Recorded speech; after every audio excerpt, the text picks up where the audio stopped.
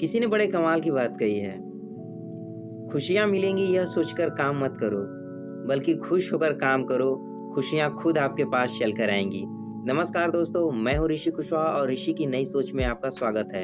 एक कहानी लेकर आया हूँ जो कि गुरुकुल की होती है। एक गुरुजी होते हैं जो कि अपने शिष्यों को प्रवचन देते हैं और उसमें कहते हैं कि मैं 2 साल के लिए तीर्थ यात्रा पर जा रहा हूँ।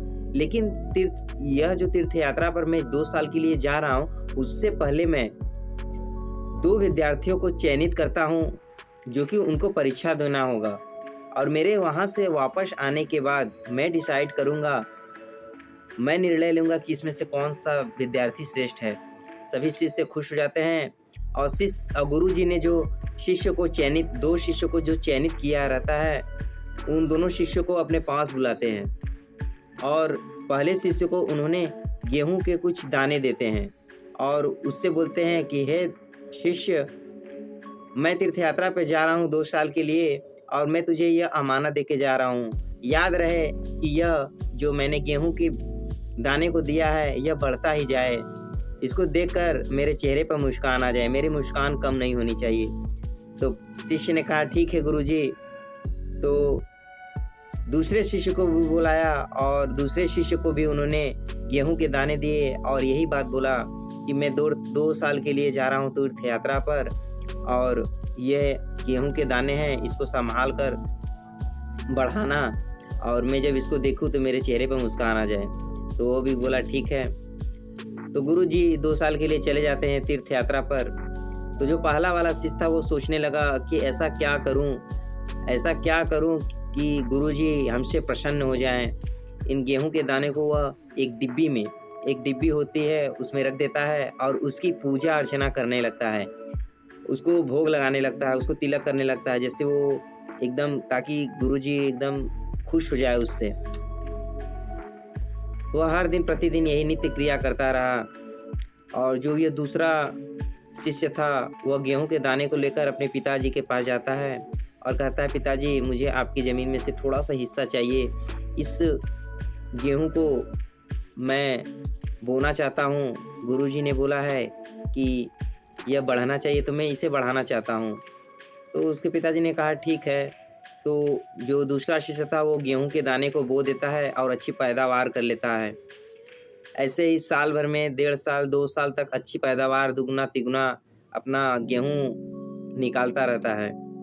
2 साल बीत जाते हैं। जब गुरुजी वापस आते हैं फिर उन्हीं 2 शिष्यों को बुलाते हैं और पहले शिष्य से कहते हैं कि हे शिष्य, मैंने तुमको गेहूं के दाने दिए हैं, वो मुझे दिखाओ ताकि मैं देखकर प्रसन्न हो सकूं कि तुमने क्या किया है इसके साथ।